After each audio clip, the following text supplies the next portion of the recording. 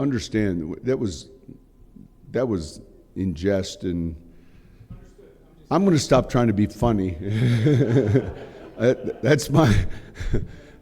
I'm going to stop trying to be funny. That's. Yeah, maybe good advice for everybody trying to stop being funny.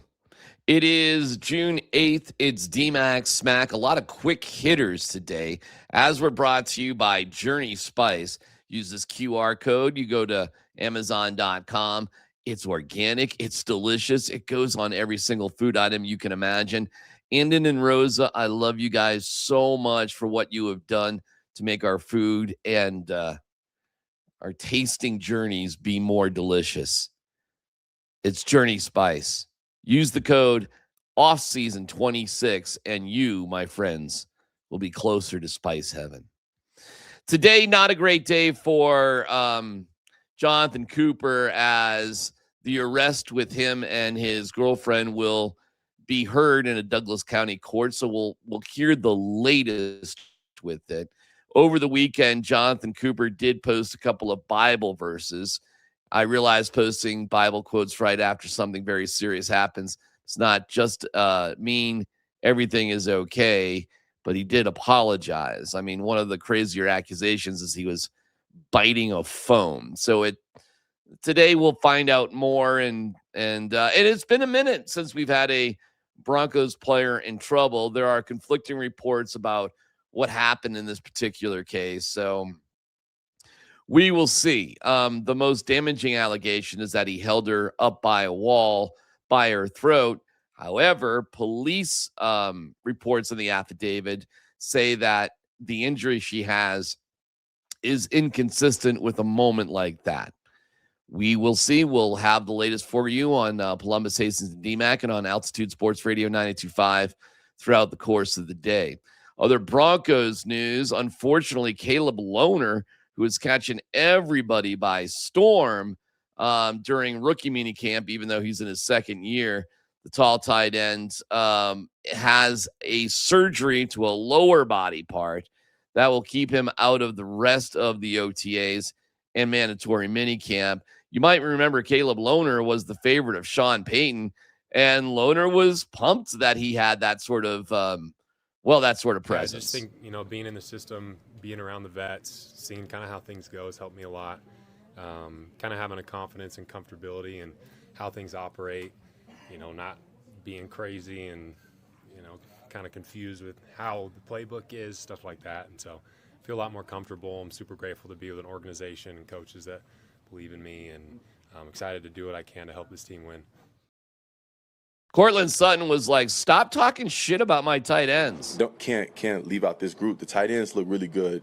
Trout looks really good. I don't like the bashing of our tight end room. I'm going to say that publicly.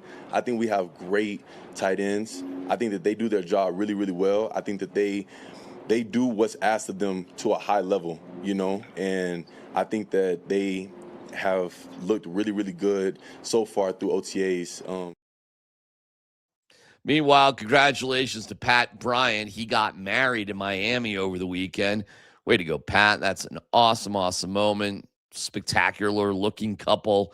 And I hope there's years and years of happiness. Not sure how many Broncos got down to Miami for the wedding, but way to sneak that in during OTAs. That's a clever little fit. Way to go, Pat Bryant.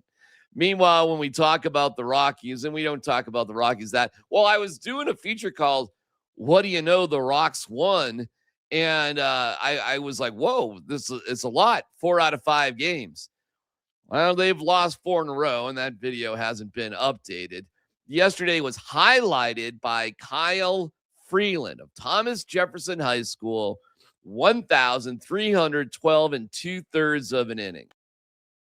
It's an amazing accomplishment, but Kyle, who I think is awesome, and that is amazing that he has thrown more innings than any other Rockies pitcher. That it feels like yesterday when he came up.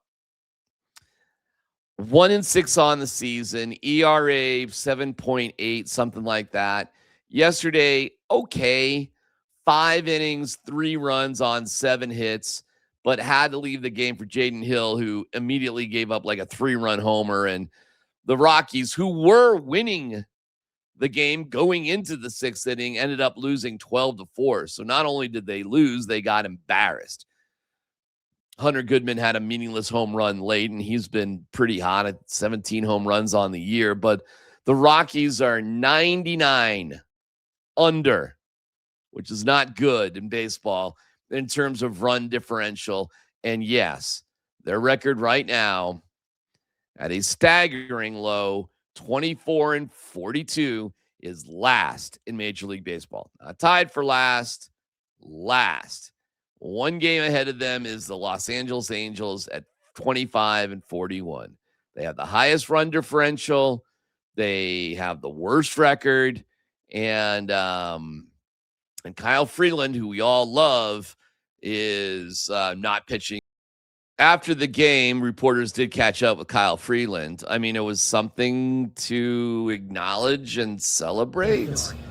Yeah, it was very cool.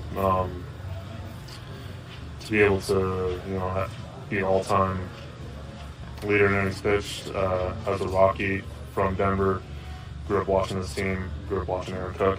To be able to surpass him for this record of all-time innings pitched is pretty incredible, honestly.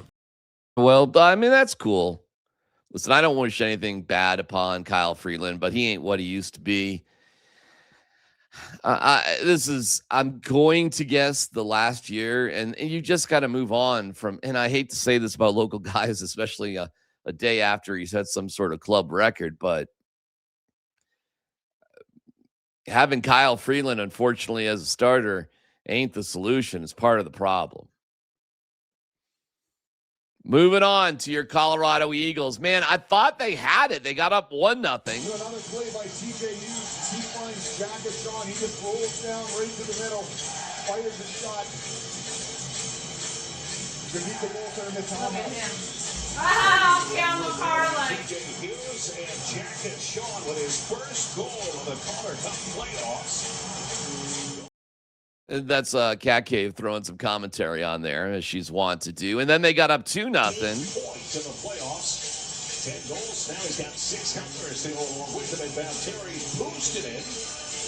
That's his first goal of the postseason. Eagles now have 20 skaters with at least 1 goal in these Calder Cup.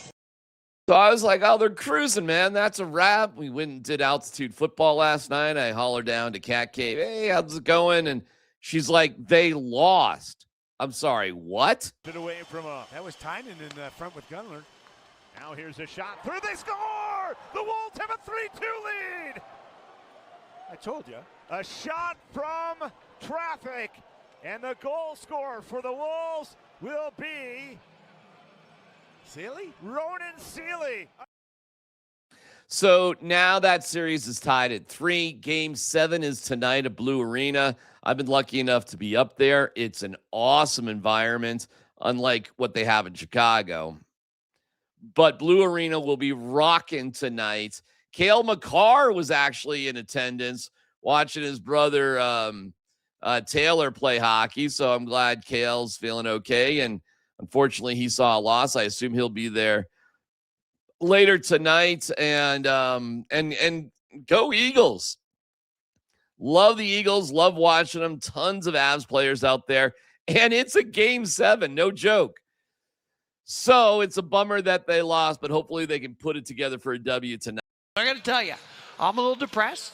I'm going to go get a Big Mac, a double cheeseburger, and a 6-pack nugget, maybe a chocolate milkshake, and that's how I'm going to drown my sorrows.